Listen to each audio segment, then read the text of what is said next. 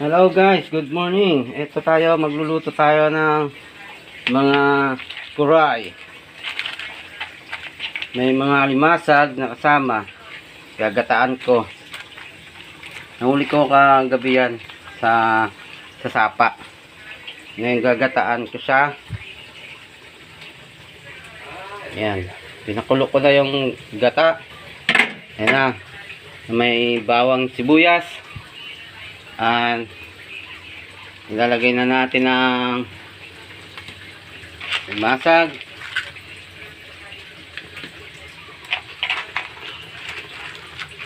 Mamaya manghuhuli naman ako ng suso.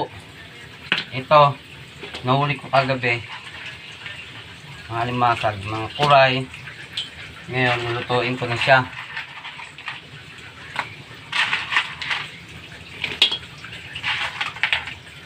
May kasamang hipon na huli ko. Ito guys, malalaki. Lahat yan sa sapa, lahat yan. Dataan natin siya. Ayan. Ayan na siyang bawang sibuyas. Bawang sibuyas, tapos gata. Tapos tanlad. Tanlad yung magpapabango dyan. Ayan, mayroon na siyang tanlad. Yan. Mamaya pagkulo niya, lalagyan natin siya ng pampalasa. Tapos para masarap yung gata, kailangan yung ipangsasawaw mo yung sariling katas ng nyug. Yung sabaw ng nyug. Okay. Yan lang natin. Takpan. Mamaya luto na yan.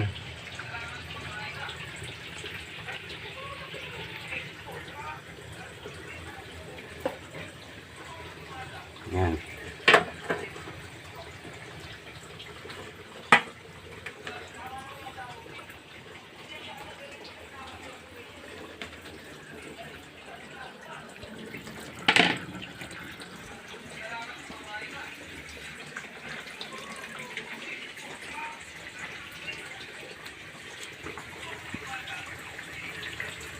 Yan. Kumukulo na yung gata.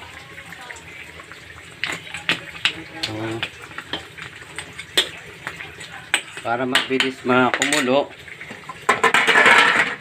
takpan natin guys. Yan.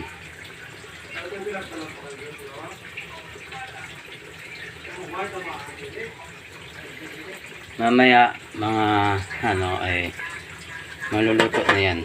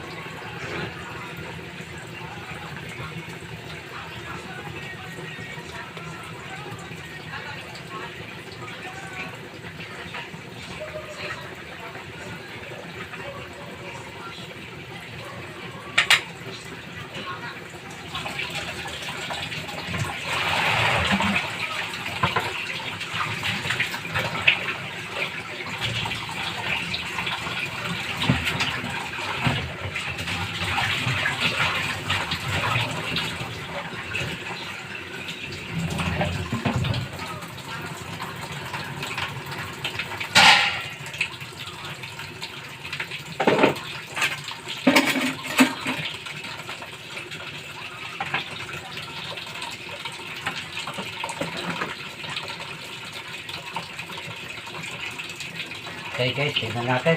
O yun. Ayun na. Nagbago na itsura niya, namumula-mula na siya.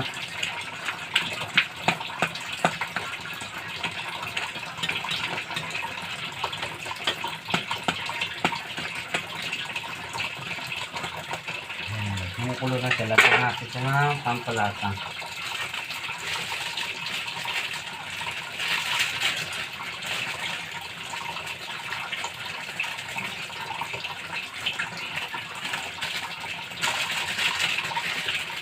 Lagyan natin ng bacon.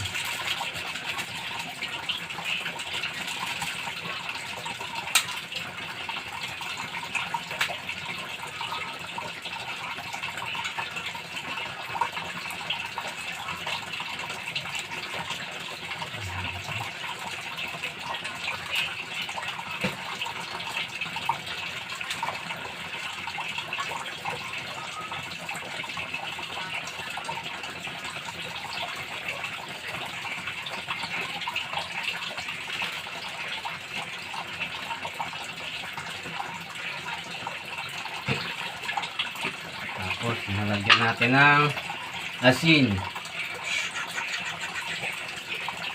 Ayan. More. Ayan lang, konti-konti lang. Para hindi maalat.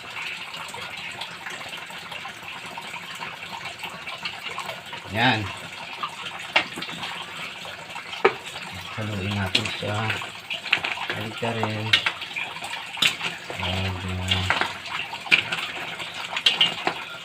Tag-ulit.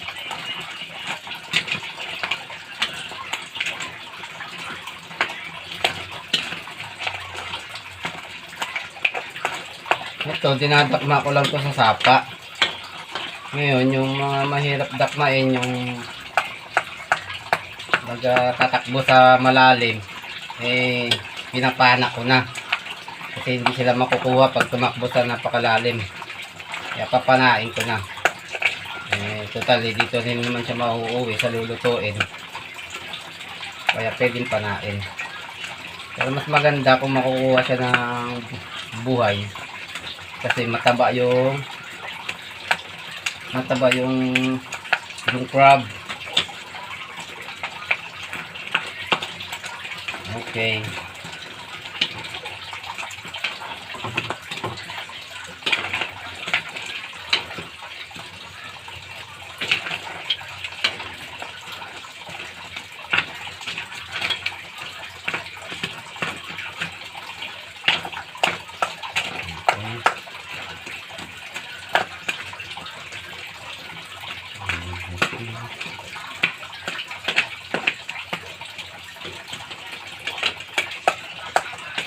Okay, takpan muna natin guys.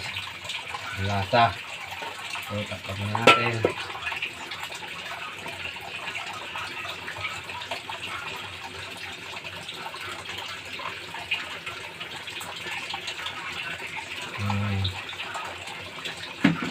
Dagdagan natin ng konting bacon.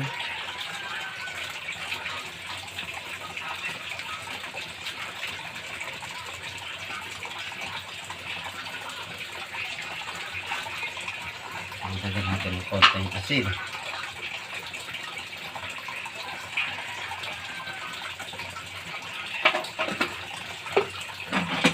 Okay. Uli, haluin. Para maano yung laki nito guys, oh.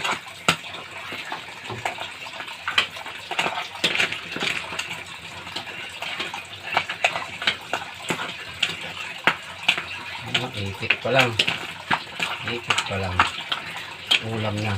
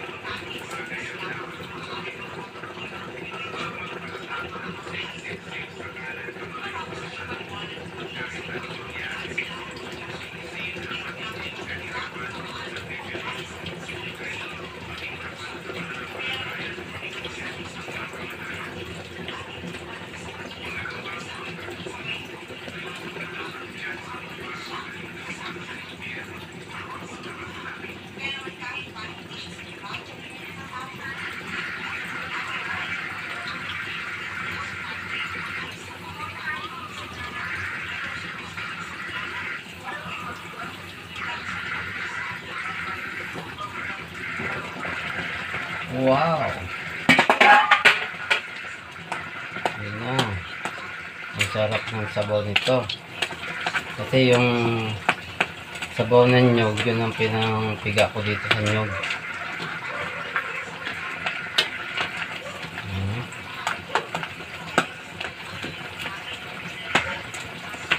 Lapit-lapit na guys, maluto.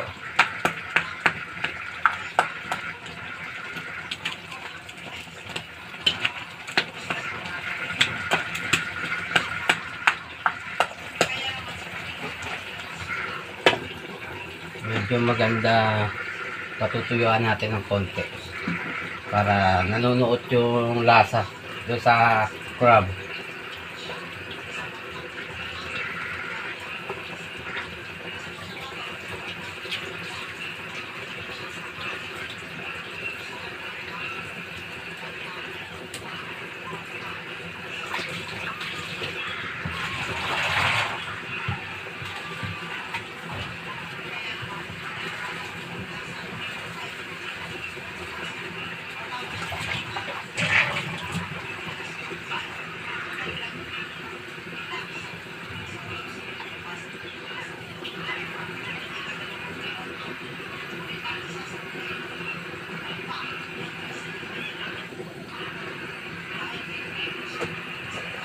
Okay guys, tignan natin ang lasa.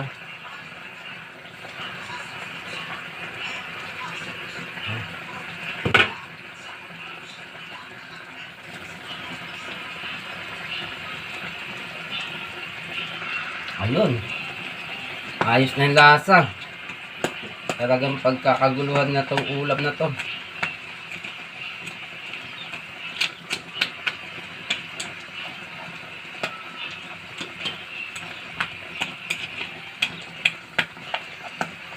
Kuting mga ano pa, 2 minutes pwede na natin hanguin yan guys. Sarap yan.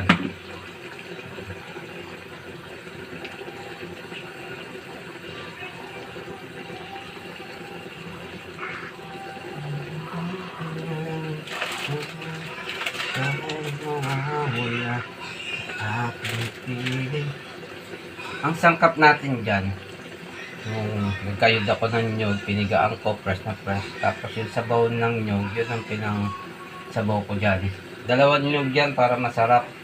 Tapos ano lang, sibuyas, bawang, tapos tanlad lang. Asin bechin. Ayos na. Subukan nyo guys magluto ng ganon.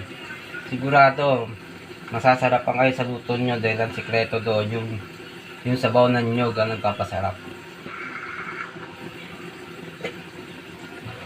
Ayan guys, luto na. Pwede na nating patayin.